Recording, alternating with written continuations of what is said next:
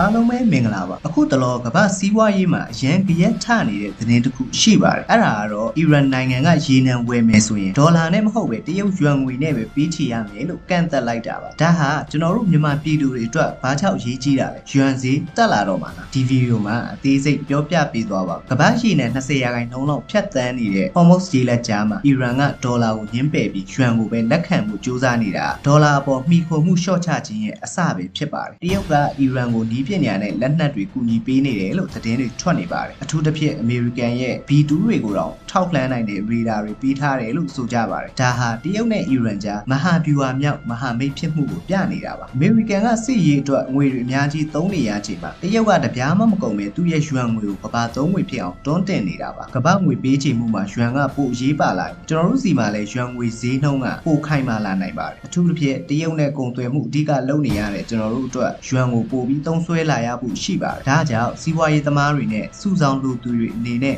ဒေါ်လာတစ်ခုတည်းကိုပဲမကြည့်ပဲယွမ်ငွေကိုလည်းအရန်ငွေအဖြစ်စဉ်းစားထားတဲ့အချိန်ရောက်လာပါပြီဆိုတော့ကျွန်တော်တို့လက်ထဲကိုယွမ်ငွေရအောင်ဘယ်လိုလုပ်မလဲအလွယ်ကူဆုံးနဲ့အယိုးရှင်းဆုံးနည်းလမ်းကတော့နီးစပ်ရာငွေလဲကောင်တာမှာသွားပြီးတော့ယွမ်ငွေလဲလိုက်ခြင်းပဲဖြစ်ပါတယ်အဲ့လိုမှမဟုတ်လို့ရှိရင်တော့ Alipay ဒါမှမဟုတ်ရင် WeChat Pay တို့ကို down ပြီးတော့လေယွမ်ငွေတွေထားလို့ရပါတယ်ဆိုတော့ Alipay ဖွင့်နည်းကိုဒီမှာဆက်ပြီးတော့ပြောပြပေးသွားပါ Alipay app ကို iOS သုံးတဲ့လူတွေက App Store Android သုံးတဲ့လူတွေက Play Store ကနေပြီးတော့ download လုပ်လို့ရပါတယ်ပြီးမြန်မာဖုန်းနံပါတ်နဲ့ register လုပ်လို့ရပါတယ်နိုင်ငံခြားမှာရောက်နေတဲ့လူတွေကလည်းနိုင်ငံခြားဖုန်းနံပါတ်နဲ့သုံးလို့ရပါတယ်ပြီးရင်ကိုယ့်ရဲ့ account မှာ account and security ထဲကိုသွားပြီးတော့ identity verification လုပ်ပေးလိုက်ရပါတယ်အခုလိုကမ္ဘာအပြောင်းလဲတွေကိုမျက်ခြေမပြောင်းကျွန်တော်ရဲ့ channel ကို subscribe လုပ်ထားကြပါဦးနော်နောက်ထပ်စီးပွားရေးနဲ့ဤပညာသတင်းကောင်းတွေကိုလည်းတင်ဆက်ပေးသွားပါအောင်မယ်အားလုံးပဲအဆင်ပြေကြပါစေခင်ဗျာ